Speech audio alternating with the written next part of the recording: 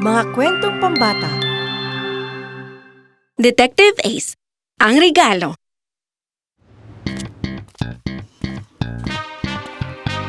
Uy, Ace! Maligayang pagbabalik! Kumusta ang bakasyon? Ayos lang. Mukhang masaya. Masayang hilo sa dagat.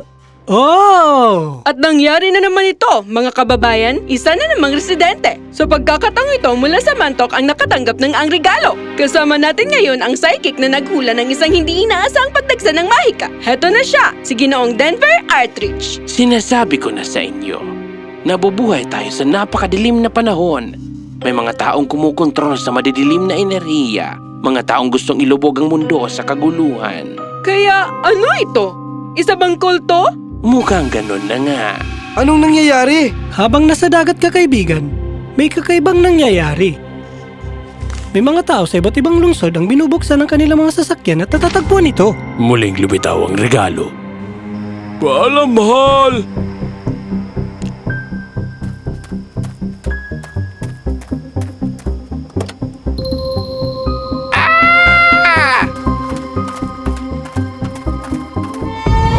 Ano ito? Pero Ginoong Artrich, hindi kaya kalokohan lang ito? Isang kalokohan na nakakapasok ang mga sasakyan sa buong bansa. Sa buong bansa? Medyo pinalabis, pero nangyari ito sa 10 lungsod sa bansa at tinatawag na ang regalo. Walang naitalang kahit ano ang CCTV cameras, walang tumunog na alarma. Kailan ninyo unang natuklasan ang regalo? Kahapon! Nakaparada lang ang sasakyan sa garahe ko!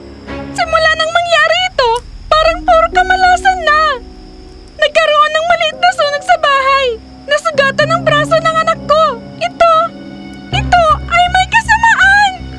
May dose-dosenang ulat ng ganitong kamalasan. Kung tatawagin, mula nang ang regalo ay nagsimulang lumitaw. Ano? Uy, Mark! Hi, Ace! Maligayang pagbabalik! Pinapatawag kayo ni Chief. Sa wakas, isang totoong kaso. Ayos, nakabalik ka na, Ace. May nakakaisit ba rito? Lumitaw lang naman ang regalo dito sa lungsod natin. Wala talagang ebidensya ng anumang pagpasok. Simulan na! Walang nakunan sa CCTV na nagpapakita na may pumasok o lumabas at wala ring bakas ng pagnanakaw sa sasakyan. Nandito ka lang ba buong oras? Oo, nakabukas ang camera at wala akong narinig. Wala akong nakita. Ace, wala tayong mapaghahawakan. Kayo ang may-ari ng sasakyan?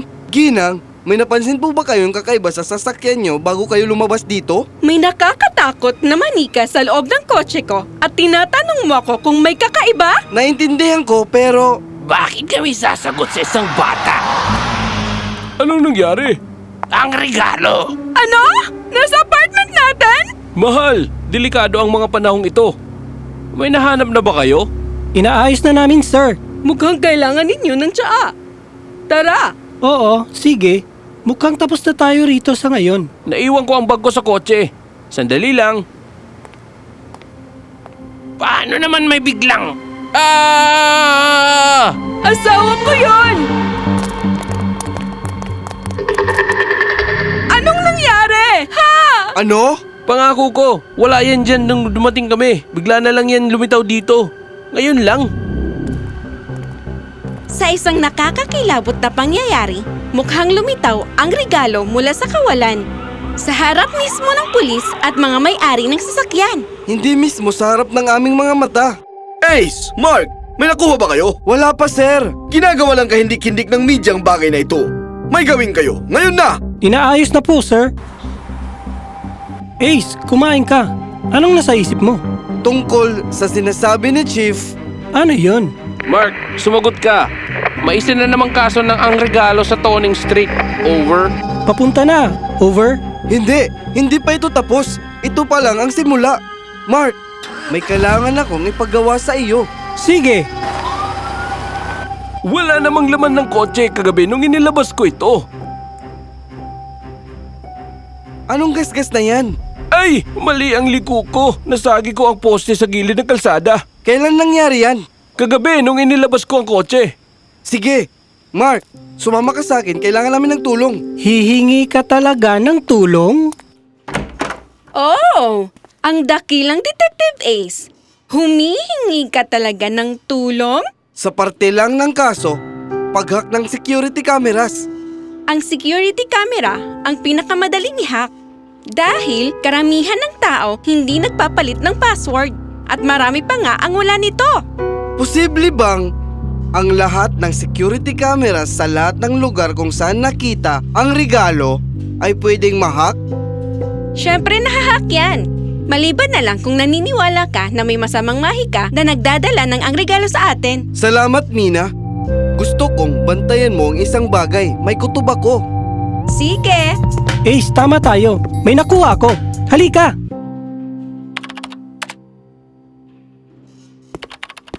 May panibagong kaso na naman, Ace. Tara na! Hindi ako pupunta.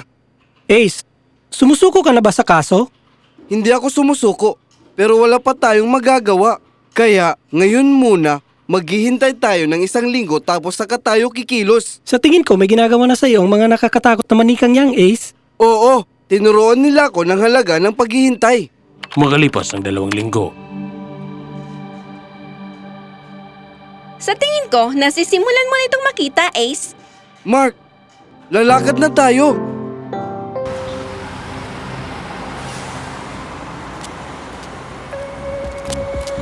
Ako na dyan. Salamat! Umanin po, Ginang. Ano po iyan? Ito'y para sa proteksyon.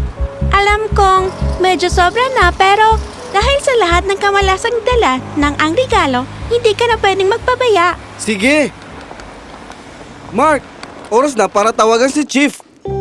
Paumanhin nga. Bakit ako nandito?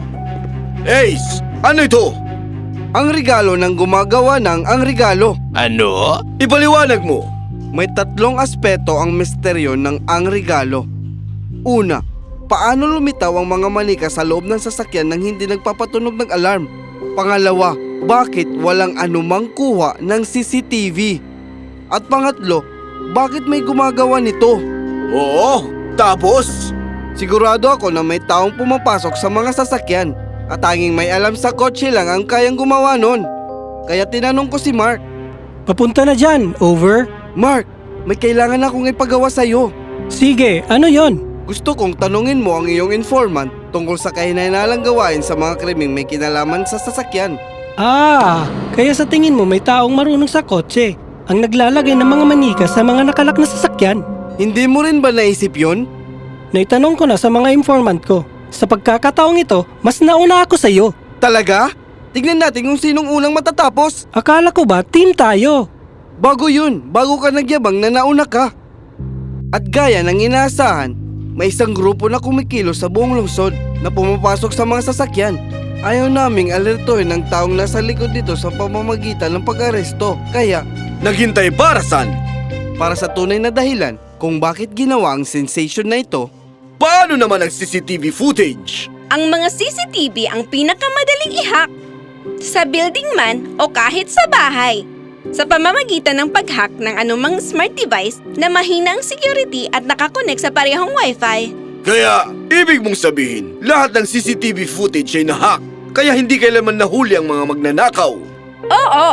Ang nakunan bago ang pagnanakaw ay pinapalitan para magmukhang normal ang lahat. Habang ang magnanakaw ay binubuksan ng sasakyan, inilalagay ang manika at parang naglalaho na lang. Naging sigurado ako rito nang makita ko ang gasgas sa kotse na hindi nakunan ng CCTV. Anong gasgas na yan?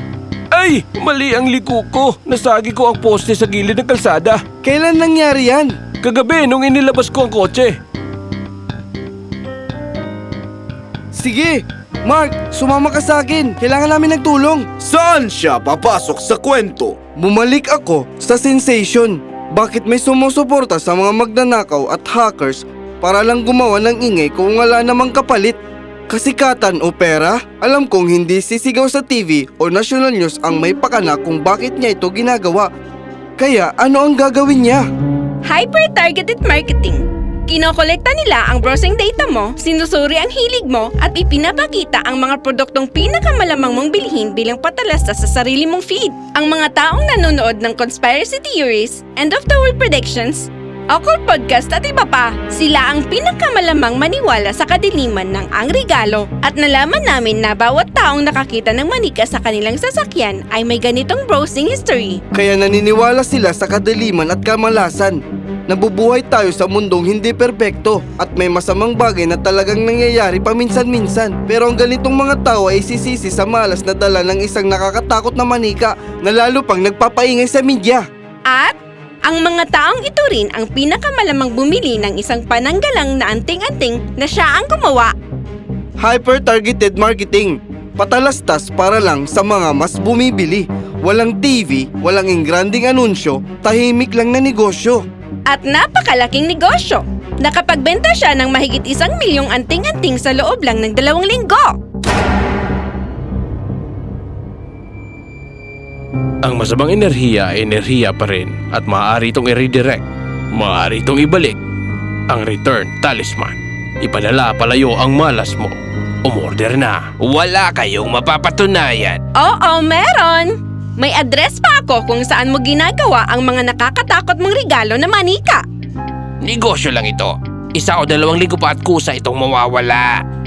Pagkatapos mo magdulot ng matinding takot at pagkabahala sa napakaraming tao, pagbabayaran mo ito. Dali na siya. Magaling kayong dalawa. Lumabas na ang regalo ay isang pandilin lang at nagdulot ng mas hysteria at ginamitan ng hyper-targeted marketing. Ligtas na muli ang mundo. Ace, magpapaparty si Chief para sa pagliligtas ng mundo. Pinalabis lang at hindi ako pupunta. Kahit sa yate, Siguradong di ako pupunta.